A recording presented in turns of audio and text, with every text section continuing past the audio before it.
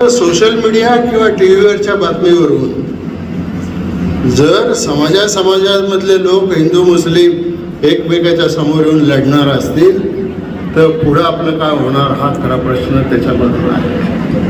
म्हणून आता या जातीपातीच्या नावाने खूप प्रश्न चर्चेत आहे.